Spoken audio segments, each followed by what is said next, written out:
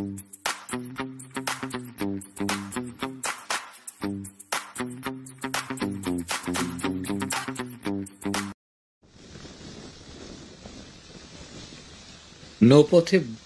ভ্রমণ আমার সবসময় পছন্দের।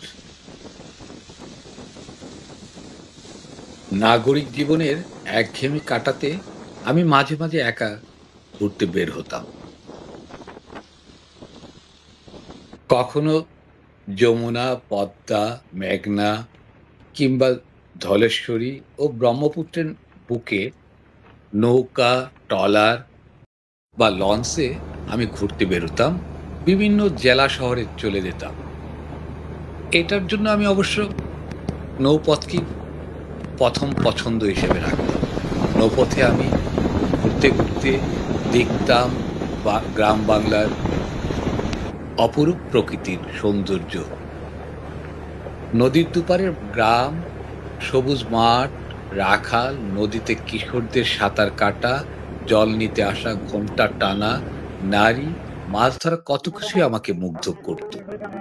আজ নৌপথের যমুনা নদীতে ট্রলারে যাচ্ছি দুর্গম চরাঞ্চলে, অকাল বন্যায় দুর্গত মানুষদের সাহায্যার্থে। এই যাত্রায় আমার সহযাত্রী হয়েছেন সাংবাদিক মাসুদ কামাল ভাই, সাংবাদিক মঞ্জুরুল আলম পান্না ভাই সহ আরো অনেকেই। আমরা গিয়েছিলাম সিরাজগঞ্জের দুর্গম চরাঞ্চলে। আহ, এই ঘটনাটি 2015 সালের বন্যায় আহ, দুর্গম অঞ্চলে ত্রাণ সাহায্যার্থে যাবার সময় ভিডিও করা।